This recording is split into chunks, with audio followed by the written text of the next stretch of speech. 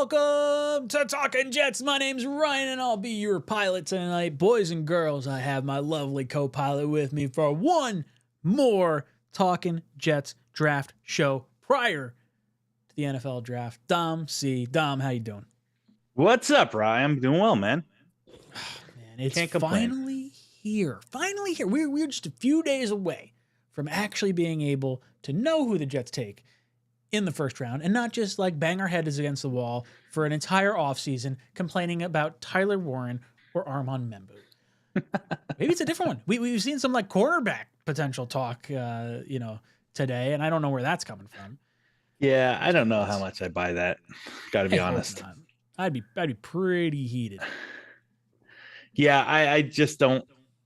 I can't wrap my head around it, Rye. I don't know if they're spending that on a. Hang on, I gotta try to get this thing. There we go. I don't know if they're spending a top 7 pick on a cornerback. Mm-hmm. And listen, Jahdae Barron could be. He was a safety for 2 years, so he's very versatile. Can play safety, can play nickel, can play outside, but he's not a scheme fit. So I can't get down with. You can't sell me on the idea that they're going to draft a safety who's not really a true safety at 7, or a cornerback that's not a scheme fit at 7. So I don't know if I buy that. I think that it's, I was just talking to Tyson, and I was just saying, like, it's funny how you see how certain things are getting leaked, but for the most part, the new regime has been very tight-lipped, right? Yep. So 100%. I don't know if all these little leaks that you're hearing, it's like, oh yeah, the Jets are kind of thinking this. Are they, or is that the little breadcrumbs they want out there right now? Or somebody wants out there. The agent got into Shefty's ear and said, "Hey, I need a favor. We want Jahdae to go top 10. Just drop a line about him." Yeah. Here's some cheddar to make it happen. Yeah, that's all going down. Boys and girls, make sure you hit that like button on the way in here. We're gonna be going from this show right into the 10 o'clock mock with Green Bean. So you guys are going to get Dom C for 2 hours. I see Mr. Green Bean in the chat. What's up, Green Bean? Good to talk to you, see you, and whatnot. I'm excited to see what you guys do with your final mock draft. We're going to talk to the chat tonight. We're not going to do our standard mock draft for tonight because I feel like, everyone's kind of mocked out from like the beat yourself senseless. We'll do a special 10 o'clock mock with Green Bean at the 10 o'clock mock to round it out. But for now, we'll talk to the chat, get your thoughts on, comments and whatnot. We'll kind of work our way through how we feel the first few picks are going to go and see how it might land for the Jets at the number 7 overall pick. I saw you did a mock draft, Dom. I actually really liked how your mock draft came out. That was probably more in line with how I'd like to see things play out. If you'd like to share some information about it, or I can take a screenshot and throw it on. I'll be happy to share it. So I don't know how realistic it is. This is kind of, I don't know if it was predictive. This is definitely kind of more of what I would do.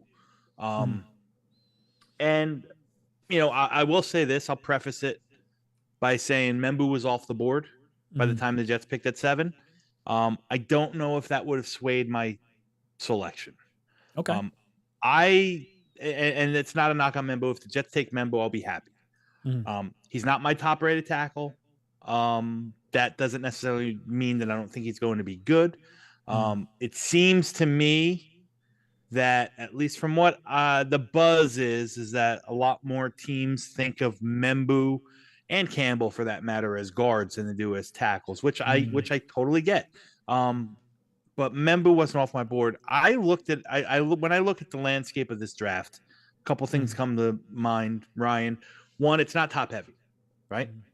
Last year was an extremely top heavy draft, right? You had all the quarterbacks, you had Alt, you had all these guys that were, the 3 wide receivers. There were so many guys that you knew were going to be products right away. Hang on one second. My son is texting me. Let me see. That is all right. Yeah, I'll take that over because it felt like last year it was so top heavy with the receivers, especially the offensive linemen. I feel like there was 5 tackles that were all considered like top end guys. Yeah. Not to mention the quarterbacks. Yes. The 3 wide receivers you had Latham and Alt, you had the 3 quarterbacks, right? Right there, there's 8 guys that you knew were phenomenal, right? Mhm. And I think in a couple years' time, when we look back at that draft 2-3 years from now, you're going to see a lot of the best of the NFL. Like a lot of guys at the top, near the top of their position came out of that draft. So last year was an anomaly. Very, very stockpiled, deep, heavy first round talent. That's not the same in this class, right? There's a couple of blue chippers, right? Depending on what you think is blue chip. Hunter's one. Abdul Carter's one. Genty's one. And probably, and some people won't say Genty, but I definitely think Genty is. And probably Tyler Warren is right on the cusp if he's not one already, right? That's probably it. After that, from picks 8 to 48, they're all pretty much right around the same, in the same tier or two. So this, I look at the landscape and I say, okay, where is, to me, it's if it's tackle or tight end, where do I feel more comfortable in rounds 2 and 3? And for me, I can undoubtedly say I feel more comfortable at tackle. Because a couple things. One, I don't think there's a tackle that I'm pining for, saying this can't miss in the top 10. And 2, I think after Warren and Loveland, although the class is deep, I think there's a real drop off in guys that can come in and effectuate good offensive play right from the get-go, right? Meaning like plug and play starters, not even thinking about it. I don't know if you have that in that next tier of tight ends, whether it's, Arroyo or Taylor or Gunnar Helm. They're all good, and maybe down the road they'll be good, but I think that there's going to be a big learning curve for some of them, like a longer, elongated learning curve. So to me, I think that's why I lean Tyler Warren in round 1. So that's where I went. In round 2, I did a little trade back. I traded back 10 spots. I gained myself a late 3rd round pick. I gave up a 6th round pick. And I went Kevin Winston. I went safety. He's a guy coming off an injury, I think would be a top 20 player if he was healthy last year. 2023, he had a defensive grade in the 90s, PFF score, PFF wise, a defensive grade in the 90s. He wasn't credited with 1 missed tackle. A guy plays downhill. He's built 6'2", 205 pounds, versatile, can play in the post, can play a little free if you want him to, but it's really, really a presence as a strong safety, if you will. And that's exactly what I think would complement Andre Cisco very well. So he's been flying under the radar again because he missed the majority of the season last year with an injury. So I went ahead and I plugged him at 51. At 73, I took Kyle Williams, the wide receiver. Garrett Wilson Light, I think he does a lot of the same thing, and I think he'll find his niche in the slot, Kyle Williams. Although he can play, he's got outside versatility as well, but I think his short area quicks and his twitchiness will really bode well in the slot. He'll, and he can push Malachi Corley, and at worst you have 2 guys in Williams and Corley if they can kind of untap Corley's potential, along with Garrett Wilson, who can all do damage with the ball in their hands and all give you an element of speed. So you tack that on with the other 3 guys in the wide receiver room who aren't necessarily speedsters, but can offer you some big X-build prototypes in Tyler Johnson, Josh Reynolds, and Alan Lazard, who are all good blockers. I think you round out the wide receiver room pretty well. It's not ideal. We're not talking, this isn't like a can't miss wide receiver room with those guys in it, but I think Kyle Williams really raises the floor a whole heck of a lot. And then with my second 3rd round pick, which was at 85, the one I got in the trade back, that's when I plugged my tackle, and I took Jonas Savai-Anea out of Arizona, which is a guy I absolutely have fallen more and more in love with the more I watch him. He's just really physical. He's strong. He's big. He's long. He's got really, really good feet. Some people say, oh, he's going to have to play guard at the next level. I don't think so. I mean, he played some guard early on, but, he's played left and right tackle. I think he's got the chops in an outside zone scheme to really be an effective tackle. And then I followed that up. So that was pick 85. I then followed up at 110 with Miles Frazier, who's a lineman that I absolutely love. He's been my guy for months and months and months, probably since about October. And I'm lining those guys up because I think both of those guys can play guard and tackle. And I'm saying, here you go, Miles Frazier. Here you go, 𝐒𝐮𝐬𝐂. And here you go, Okafor. You guys are going to battle it out. One of you is going to be my starting right tackle. One of you is going to be the backup right tackle.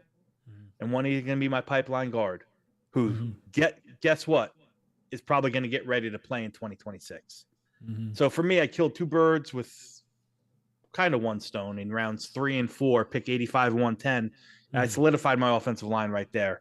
And I followed up with a defensive interior, big, nasty 2-gapping run stuffer and Cameron Jackson from Florida. 330 pounds, plays, smaller, stockier build, can play really low. A bigger version of Derek Nottie. Wins with leverage, wins with brute strength, and doesn't get moved off a spot. Exactly what I think is the perfect complement to Quinnen Williams. Your hair looks good, bud. I'm trying to see if that's like a it's a fuzzy. Ah, it's a fuzzy. I was like, am I going gray already? Is that what's going on?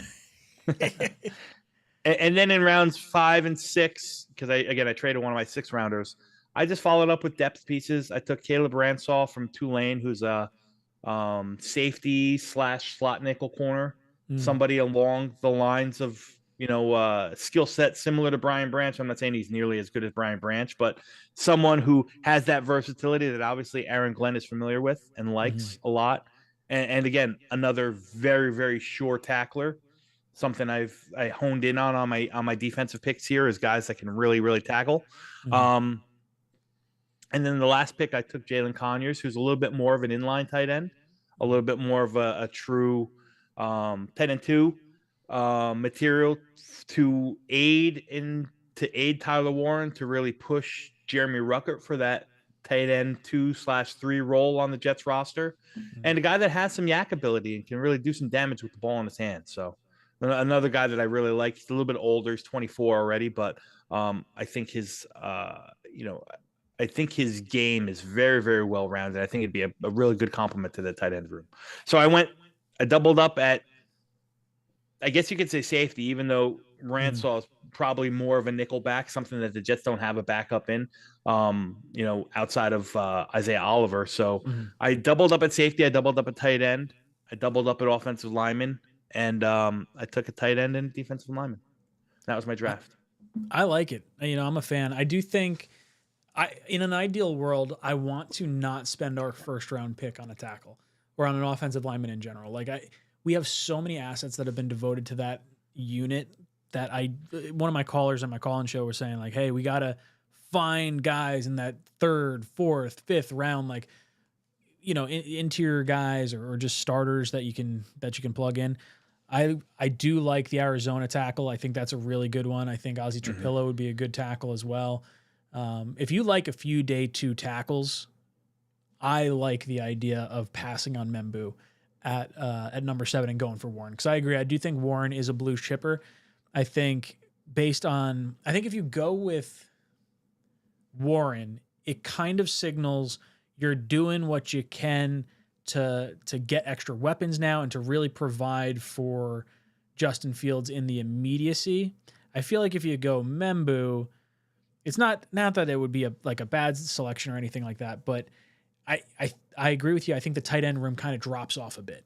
And then when you get to the second round, you're like, okay, well, are we going tight end or are we going wide receiver? I like Williams a lot. I think the speed aspect, when you said, Garrett Wilson light, I think you're spot on with that. Looks very similar to Garrett Wilson. Yep. And if you had 2, all on. Yeah. What can be better than one Garrett Wilson than having 2? I'm on board. Now let's go through our thought processes of how we think each pick in front of the Jets are going to go before number 7, because it's starting to trend like maybe Membu's not there for the Jets at number 7, which is why Warren starts kind of popping up a little bit more. So number 1 overall, we got Cam Ward. Cam's definitely from all sources, even him on his Twitch stream or whatever is talking about how, Ridley's the best receiver. He's better than Brown. You got, he basically like gushing over the Titans right now. Cam Ward goes 1. Pick number 2, Browns. We have a friendly wager going on that I feel like is maybe shifted in my favor. Yeah, I have a feeling I'm going to owe you a round of golf, buddy. You don't have to get me a round of golf. You just have to get me a drink when we play a round of golf. We can do that. Hey, I did hook you up with Rashad Weaver though. Did he reach out to you? So I saw you plug. There were a few people that actually plugged me for that, and you were the first one I saw. I was like, oh, that's my guy. That's Dom. He did not reach out to me though, unfortunately. But it'd be kind of cool. We'll see. I was talking to someone from the Jets potentially about doing a golf outing, so I'll keep you guys in the loop if I hear anything. If it's like an open one or not. It might be, who knows? Maybe it's closed. Maybe it's not even like maybe it's just an employee of the Jets that just wants to do it, and it's not not something else. We'll see. But number 2 with the Browns, are we thinking it's definitely Hunter or it's definitely Carter? Where are you kind of leaning on that? I feel like Giant fans have kind of gravitated towards the Carter bandwagon because they think Hunter's going to go too. I don't know. Listen, I'll say this. It's going to be one of them more than likely, and I humbly admit that you were right and I was wrong. I humbly admit, if I'm making the choice, I don't know if there's a wrong choice. I think you can justify each one of them. But man, you talk about figuring out a way to have Abdul Carter and Myles Garrett on the same field. I mean, that gives you an identity, right? Yep. And I'm not saying, listen, they need a wide receiver, and Hunter could just be that wide receiver that they need. To me, this is just me. Don't kill me, chat. I don't know if Hunter doesn't smell like wide receiver 1 material to me. I think he's probably more of a slot guy, which, there's slot guys that end up being wide receiver runs, right? Amon-Ra St. Brown, Cooper Kupp, so on and so forth. But he's a different type of receiver, and he's a phenomenal player. He's as blue chip gets. I'm not denying that. But to me, I think if the Browns take Abdul Carter, you have now an identity that says, hey, listen, we're going to get at your ass from both sides. You don't know who's going to get to you. It really gives you that much more of a competitive advantage to have both of those guys rushing the quarterback. So I would lean Abdul Carter from the Browns, but if they go Hunter or something like that, I think it'll be one of the two. For argument's sake, I'll say I go Abdul Carter, and the Giants take whoever's left. So I was very much on Abdul Carter at number 2 until they signed Myles Garrett to that big contract. And I think from a logistics standpoint between the Browns and the Giants, I feel like the Giants probably want Hunter more than they really want Carter. Like, Carter's a stud and they'd be happy with him, but I think you're right. I think the edge rush presence when you have Joe Burrow in your division, you potentially could have Aaron Rodgers or insert another quarterback that they draft this year from the Steelers. You could have, you obviously have Lamar in there, and if you can get to them faster, it puts so much stress on that offensive line, and it allows your secondary to really start feasting. So I like the idea of Carter at 2. 3, I think, has got to be Hunter. I think Giant fans are going to be fawning over that. I think corner is really what they need, with a little bit of a shot in the arm on the receiver side as well. If he goes to the Browns or he goes to the Giants, do you see him playing potentially a different position at either spot? Or you think he's going to be a slot wide receiver in the NFL? Or how do you feel about his dual positionness? I think for the Browns, he'll be predominantly a wide receiver with probably some cornerback put in. For the Giants, I think it could be either. They just spent a lot of money on Paulson Adebo. They run their, the whatever his guy, I can't think of his name, Bowen, the defensive coordinator over there, is a real zone heavy scheme. I think that's where Hunter will feast. definitely more so than Deonte Banks. But to me, I think he could probably play corner for the Giants sprinkled in with some wide receiver. I think he'll get more reps combined as a Giant than he will as a Brown. That makes sense. Yeah, and I think most people across the board probably see those three guys as being the first three picks in any order. Now we get to the Patriots at number 4, and that's where things start to get interesting because I've seen throughout this entire process either an offensive lineman goes there, or it's one of the two guys that just went before and Hunter or Carter because the Giants were going with a quarterback. Now we're hearing potentially offensive linemen for the Patriots. Where do you think they go at number 4? I don't like the idea of it, if I'm being giving you full disclosure, but I think the pick is going to be Will Campbell, and I'm ready to write that in ink. I really think the pick is going to be Will Campbell. I think especially like the whole tackle side of things too. Like they've got Moses over there, like interior wise probably makes some sense for them while having hey, if he does well at tackle, given the arm lengths and everything like that are already a concern, then you have some flexibility regardless.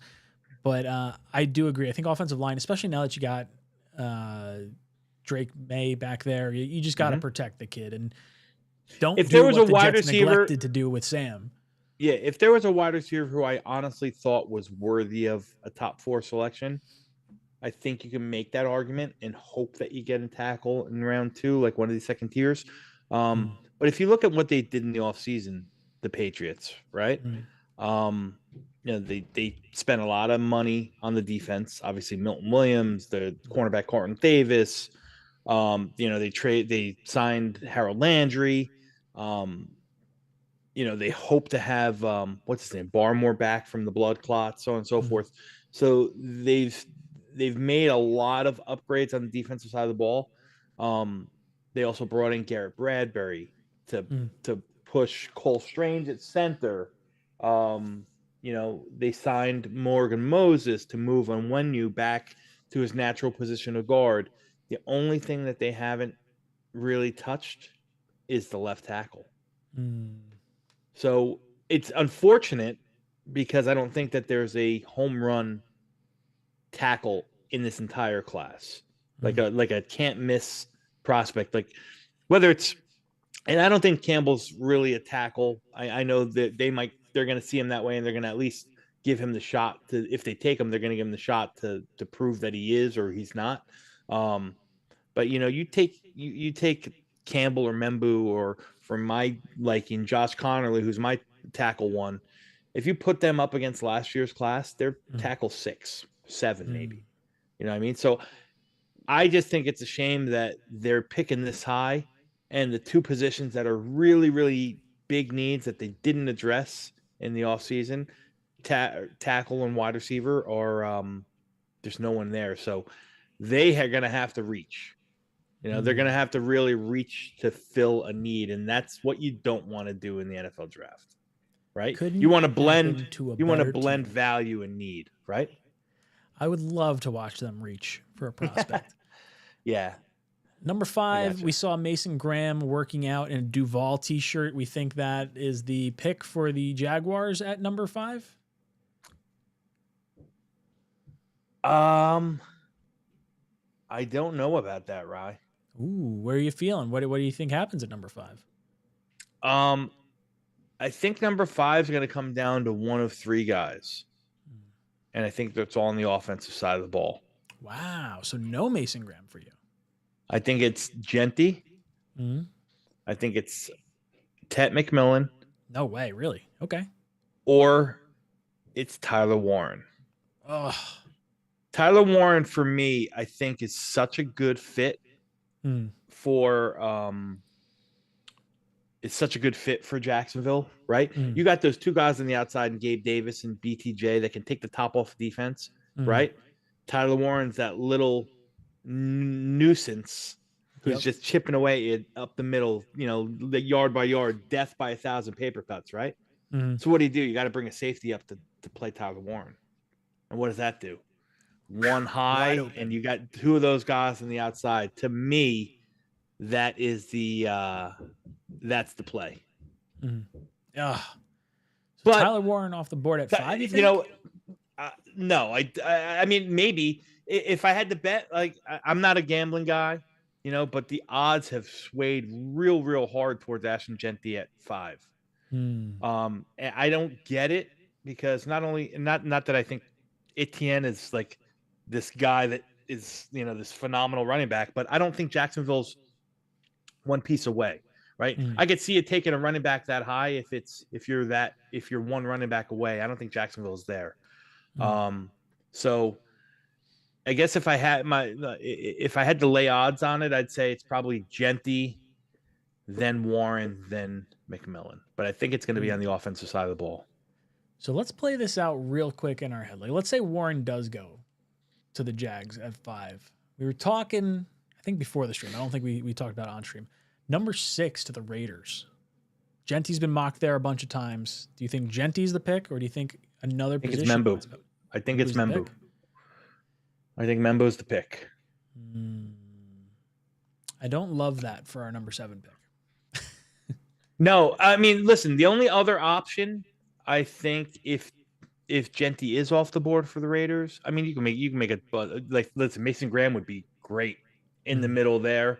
Between Max Crosby and Christian Wilkins and, the other edge rushers that they have over there, Malcolm Kuntz or whoever else it is, I think you can make an argument for Mason Graham. Mason Graham stylistically might be the best fit because he can play 3-tech. You can put Wilkins more so up the middle, kind of playing that sexy Dexy one, bigger pocket presence, pushing from the middle kind of role. Mason Graham would be a good fit. I think Jahdae Barron would be a really good fit in that defense too. Zone, heavy cover 3. I think that would be a really good fit for Pete Carroll over there. But they also need offensive linemen, right? They also need offensive linemen. Yeah, I don't know what to make of it. Like, you've got Geno. My buddy really wants Genty because he thinks that that division is won by keeping Mahomes and Herbert and Nicks off the field. So, like, play ball control and some defense. But there's such a deep running back class, I don't think you have to pull the trigger on Genty that early. Correct. So, like, let's say worst case scenario, it is Warren goes 5, Membu goes 6. What do the Jets do at 7? Like, let's say there is no trade down option on the board. What do we do? I think in that case, if Membu and Warren and Campbell are all off the board, and there's no trade down, I think it's Mason Graham. I don't want that. Yeah, no, me neither. Me neither, bummed. Realistically. Yeah, and it's not to say that I don't like Mason Graham, but I would be pretty. I don't know if pissed is the right word, but like, I really don't. If we're gonna go defense, give me like an edge rusher over a D tackle that early. Like I'd rather reach on Mike Green than go Mason Graham. I think. Well, the other name that I've heard, not specifically for the Jets, but there's actually 2 names that I've heard that are going to go a lot higher than people are talking about. Actually, 3, I should say. 2 on the defensive side, 1 on the offensive side. Jalen Walker. Yep. I just don't know where the fit is for the Jets. Yeah. I don't know where that fit is for the Jets. And Michael Williams also. Now, that's one that I could see. I wouldn't love it. I wouldn't love any edge at 7, although I think we need an edge. And I wouldn't be like, I could understand it. It would take me a while to really wrap my head around it.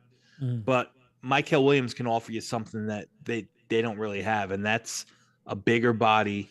That's an edge setting presence right from the get-go. Still has to develop a pass rush skill set. Is not there. It's very, very raw. But if it does develop, for this kid who's just turning 21 years old, like, sky's the limit. I just don't like the idea of trying to hit a home run there. You know what I mean?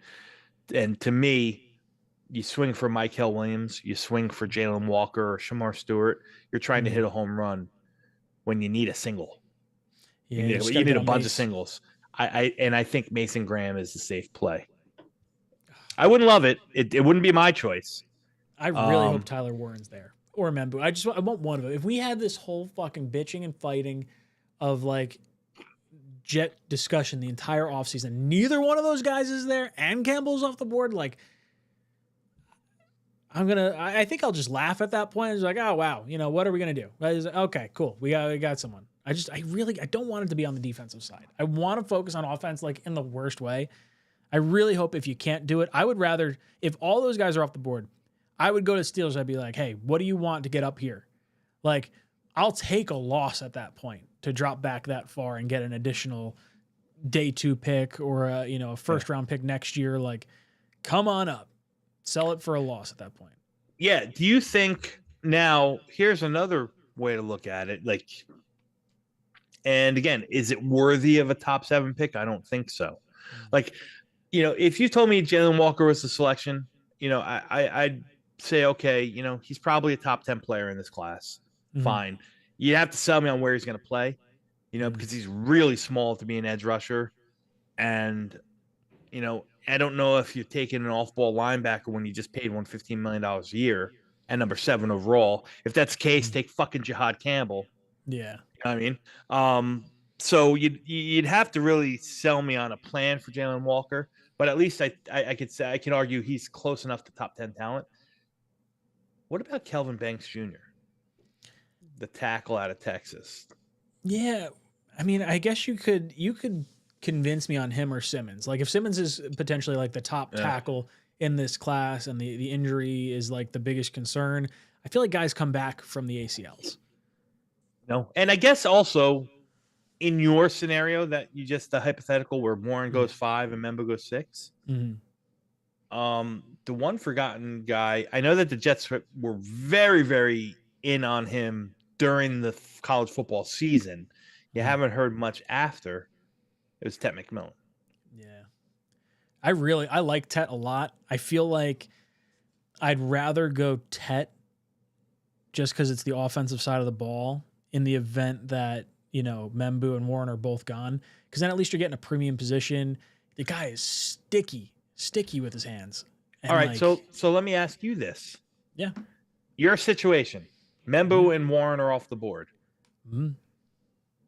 Tet or who do we say? Kelvin Banks or Mason Graham? Or Simmons. Or Simmons, yeah. Definitely not Mason Graham. Mason Graham would. Okay. So you want offense. So Banks, Simmons, or Tet? I would say it's offense or edge rusher. I really don't want D tackle, but let's say offense in general. Tet or one of the tackles. That's a good one for you guys in the chat. What do you think? Let's throw it up there. Tet or one of the tackles. So O tackle in the second round was the winner by a hair. Yes. In the poll question. So let's say if Warren, Membu, and Campbell are off the board, no trade down, Jets select. All right, so who are we putting on here? We're putting Tet. Putting, we'll say Banks / Simmons. Simmons. Or say edge Mason rusher. Graham. Or Loveland. What about Loveland? We'll say, do we say Loveland or do we say edge rusher? Either one. I don't care. Well, we'll go Loveland. Loveland / edge. Look at that. It's kind of a weird one. But why not? It's very weird, right? People say. I like enough of the wide receivers that I don't think there's necessarily one that's a lock. I like Tet because of his size. now that you've got Fields, I don't know how likely it is that Tet's going to be utilized enough. Like it's almost like a pick for 2026 than it is a pick for now, which is almost like what Will McDonald was.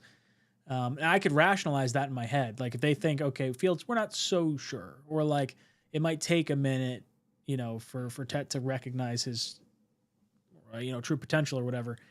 I don't know, man. I don't want to have this situation. I think for me, I'd probably land on Tet. Man, I think for the majority of Jets fans, if you could tell me Simmons is healthy, man, Simmons is probably my pick. Listen, if Simmons doesn't hurt his knee, there's an argument to be made that he's tackle 1 in the class. Mm-hmm. I think technically he's not the cleanest tackle. I think that, but on the same token, I don't think Banks is the cleanest tackle at all. They both play. Simmons is fully healthy. Where would you rank him last year? Still 6? He's not ahead. For me, he wouldn't be ahead of Alt. He wouldn't be ahead of Latham. He wouldn't be ahead of Olu. He wouldn't be ahead of Fuanga. He wouldn't be ahead of Mims. So still 6. Probably right around Fontenot. Okay. Who was 6 for me? Yeah. So 6 or 7. All right. So it seems like the chat's lean in right now, either Tet or Loveland and Edge. I guess I don't know if I guess Loveland and Edge is so different. You get people for the tight end, people for the edge rusher. I feel like it's got to be a premium position for me. I'd be really burnt. Who we didn't put on that stupid? It's going to be dumb. We didn't put Genty on there. Oh, didn't put Genty on. That's right. Genty was still on the board. Yeah. I want to throw some of these up real quick. Go ahead, man. Cameron says, Tyler Warren is the guy for me. He gives Fields another weapon to use. He works well as a blocker, and he can fill other holes later. And we can fill other holes later in the draft. Yeah, Warren to me is the chess piece because you get the receiving option. To me, receiver doesn't have to be looked at as wide receiver or tight end. It could just be receiver. I think Brees is in that same sort of mindset. Like, don't view him as just a running back. View him as a potential receiver as well. And Warren, the ability to run like a wildcat or a tush push or, operate from near the line of scrimmage in space. And like the lack of use of wide receiver 2 to me is the part that concerns me the most with going wide receiver early with Fields here. Because I'd like to give Fields the best opportunity to potentially be the guy. If you're kind of, hey, he's a holdover for a year, like it would kind of stink to have that mindset go into it. Not to mention, I do like the idea in your mock. We obviously got Olu last year. We got Warren in the first round, and then we wound up getting, Kevin Winston in the second round. All Penn State guys. And it was not planned that way. We're following the Eagles mindset, but with Penn State, which means Al-Lar is going to be our quarterback next year, which I'm not 100% sold on at all for next year yet. I don't know. It's interesting. Interesting thought process, but I'm with you, Cameron. I think I would like to believe the Jets like enough day 2 offensive tackles that we don't have to spend the pick on Membu at the top. I like the idea of bookending our tackles though. So like if both were on the board for me, I think I'd probably go Membu. If that were the case for you, Dom, Membu or Warren, would you roll with Warren, you think? I would roll with Warren. Okay. How about them Jets? Says, what about Starks in this scenario? Is any situation where not Loveland, sorry, Warren and Membu are off the board and you're thinking Starks? Probably not.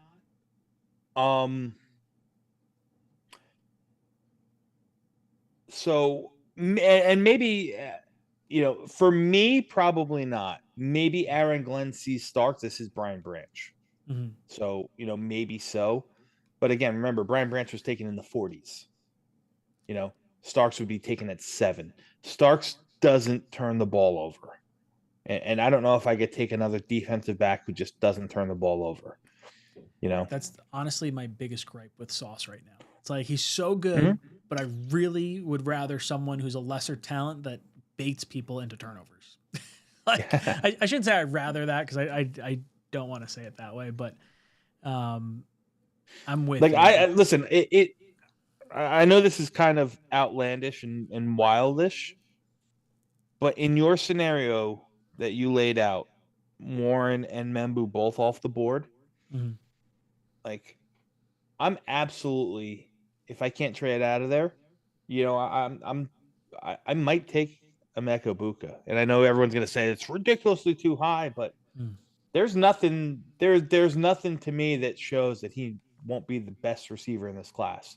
Mm. I don't know if this receiving class, has a true like future alpha number one WR1. Mm. And you can't tell me that Egbuka might not be the best WR2 of the class. Mm. Yeah, I mean, a lot of Jet fans would love to trade down and pick him up. So if you could tell me, I mean, if you're willing to give up your pick, maybe you go to Dallas and you say, hey, look, you want Genty that bad? Like, throw us a third, throw us something, like, give us something to move back here. I'd be so burnt up if we lost both those guys at this point, at this stage of the offseason. Yeah, I think Jets Twitter would absolutely have like in unison a cardiac scenario or situation where they'd all go into a heart attack because everyone is either Membo or Warren. If they were both off the board, nobody else would know what to do. So Havmo says, I went Tet because Tet Golden Egbuka, even though Graham was best player available. So he's on board, wide receiver, a big option. I think receiver is just such a massive need for this team. God forbid Garrett Wilson goes down. Like, we are up Schitt's Creek. It is a major issue. Warren to me does solve some degree of that. But that's in conjunction with going very high on wide receiver in either the second or third round. Yeah, but you can't, like I said, even with Warren at number 7, the offense won't recover if they lose Garrett Wilson for any extended period of time, right? And if it does, knock on wood, if he does stay healthy, I think between him, Warren, G-Dubs, and Brees, your top 3 target getters. That's your lion's share of the targets, right? Mm-hmm. Which makes me think wide receiver 2 is not very important. High up. Yeah. And not to say it's not important, but it's not going to be of paramount importance, like day 1 or day 2 important. Yeah, and I agree with that because I think when you look at the restructure of Lazard, like, he could be fine as wide receiver 2. If we had to put up with that for the year, okay, Lazard's a good blocker. You're going to be irritated because he's going to drop some balls sometimes, but guess what? Fields is probably going to throw a few ducks at times. I think you're probably going to have, limited wide receiver 2 targets because we are going to focus on Garrett. We are going to focus on Brees. We are going to focus on the tight end. So I'm on board with your mindset for that. Rico says Engstrand studied under Harbaugh and Johnson, 2 guys that heavily utilized a tight end. I think he wants one. Warren, to me, feels like the pick. I've been saying that for a little, like probably 2 or 3 weeks now, where like we heard, or I guess ever since Muji came out and said, oh, we're keeping AVT at right guard, and we're going to give a Pro Bowl incentive for this backup caliber center. But this center's also going to push Tittman. It's like, all right. So you're putting out the vibes that you want an offensive tackle, because if you're not moving AVT, you want people to think that tackles the play. Now, you and I both just discussed that the Jets seemingly don't have any leaks, and the leaks that are coming out seem to be a little bit fishy. And did we meet with any first round offensive tackle prospects, Dom? We did. Hang on. I'll pull it up. I just updated it because I got verified notification of a local visit, a cornerback out of Villanova. Ooh, I did see that as well. Very cool. Yeah, Justin, the guy from Pro Football Weekly. hits me up with all these verified stuff once in a while. So he sent me a DM. Let's find out draft prospect visits. So can I share my screen? Give it a shot. I don't know. I'm not sure how it works on this. Probably. I don't know if I have like a. Let's see if I can. How does it says I am screen sharing? You're screen sharing, but now I got to figure out how to share it with everyone else because you and I see it. I think it comes up as an extra. I got it. I got this. Okay. So I got to go to. We're going to go to the share screen. All right. So this is not what I'm trying to do. Keaton. And we are Great guy. We talked to. Great guy. And we're going to add an additional camera here. Boom, behind the scenes look over here. Let's see. Oh, that's your face. Sorry, Dom. Screen sharing. There we go. There it is. Look at us go. All right, so this is Dom C's big old prospect board on who the Jets met with, and I love looking at it. Yeah. So you look at the tackles that they've met with. 𝐒𝐿 𝐂, they had in for a 30 visit.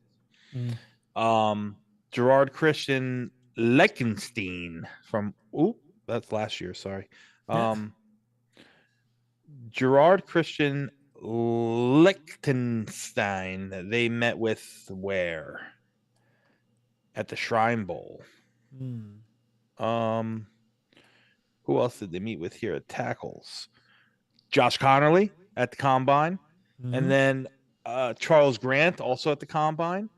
And then a couple of other guys that are I know nothing of either of them. I did zero work on either of them, so I can't say. So those are the tackles that they met with. Did they meet with any interiors?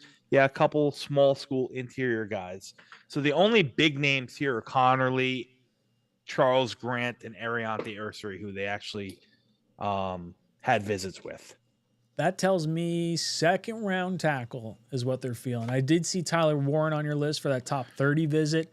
Tyler Warren, 30 guys. Gunnar Helm, Colston Loveland, Mason Taylor, Terrence Ferguson all met. They actually worked out Ferguson and went to his pro day. They obviously went to the pro day of Warren. They had multiple meetings with Warren. And Helm and Loveland and Taylor were all combine visits.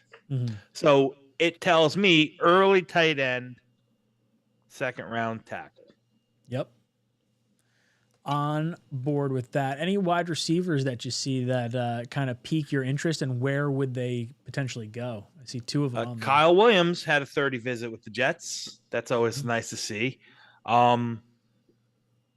Arian Smith is interesting. He's a speedster, man. That guy is super fast. So is Jalen Lane or Daquan Felton that's on this list. No, it's not Daquan Felton. I'm wrong. It's the other Virginia Tech receiver that I'm thinking about. Jalen Lane's a speedster. Arian Smith he's a late round guy. He's a day 3, maybe even a priority free agent type. That I could see them bringing in. And then they had a couple other visits during, they worked out Nick Nash. They went to his pro day, which is interesting. They had a couple other meetings with some of these smaller school guys. Will Shepard's another speedster. The tight end and the safety rooms, I think, and the quarterbacks that they did a lot of work on. So if I sort this by their top 30 visits, let's see. Yeah, those are the guys to keep an eye on, in my opinion. Especially if you could cross-reference it with what rounds you think they're going to be. It falls in place where you see, okay, Tyler Warren is the first pick. Offensive tackle is going to be the second pick. Then Kyle Williams might be the third pick. That's sort of, to me, how viewing this is sort of falling. Yeah. So you look at the safety room, and I think you're looking at Makuba, who could be a day 3 or round 3 guy, late day 2, round 3. And then these guys are probably day 3 safety. So to me, if I'm taking their 30 visits worth a grain of salt, I would probably say they're not looking to prioritize safety early. When you look at the 30 visits, it's only one tight end and only one tackle. and a lot of edge love here. Shamar Stewart and 𝐒𝐿 Williams could both easily go in the one of the two at least. I would say I would bet on one of these two going in the top 10. Probably 𝐒𝐿 Williams. So you think I feel like in the situation of Warren and Membu both being gone, edge feels like it's probably the pick, but Mason Graham's also been in here with a top visit. So, it's probably that conversation that you have. I would lean edge rusher over Graham personally. Yeah. I would lean edge rusher over Graham, I guess, too. And I know it's crazy to sound because Graham's the higher rated prospect for me grade wise, but I could get on board with a 𝐒𝐿 Williams over Mason Graham. I really could. Shamar Stewart being on at least 3 meetings, top 30 private workout, attended pro day. That to me is like, you're just kind of like, all right, let's keep an eye on this cat. Yeah. Wyatt comes in with a super chat. Wyatt says, what about the guy we took in the 3rd last year? Talking about 𝐒𝐿 𝐂. I don't think. So here's the guys they visited with last year. If you want to see those, I have those here too. Pull those up. Let's see. Sure. Here's all their 30 visits from last year that I had. And they drafted 3 of them. I think you got to share your screen. I don't think you're sharing it yet. Oh, I'm sorry. I'm not. You big dummy. Let's see if it'll just click over. That'd be cool. Bam! There it is. So here's the guys that they met with last year. Quantez Stiggers had a 30 visit, drafted in round, 5, 6, something like that. Yeah. Jordan Travis, 30 visit, drafted in round 5. 𝐒𝐿 𝐂, 30 visit, drafted in round 3. But again, hard to take any of this compared to this year because it's completely different regimes. They might operate differently. Yeah, maybe they're like, screw it. We don't want top 30 visits. We want only combine workouts. And we're going to see a totally different standard. I think it's going to be top 30 visits. Top 30 visits to me are like the clear indicator, especially when it's in conjunction with another workout. Although Stiggers is the only one that had a private workout with us. Corley had a Senior Bowl meeting. Like you would have thought maybe a private workout would be in there as well. Yeah. So only met with all these guys in yellow are guys that we drafted. Yeah. And so Braden McGregor they met with, but I think they only met with him virtually. 𝐒𝐿 𝐂, Olu Fashanu, I know that they met with him at the Senior Bowl. That's all I was able to verify. I bet you that they also worked him out and had representation at his pro day, but I just I couldn't verify it. So. Let's see, who was it in the chat? Matthew comes in. Where's go back to there. Matthew says, I've watched more on Loveland.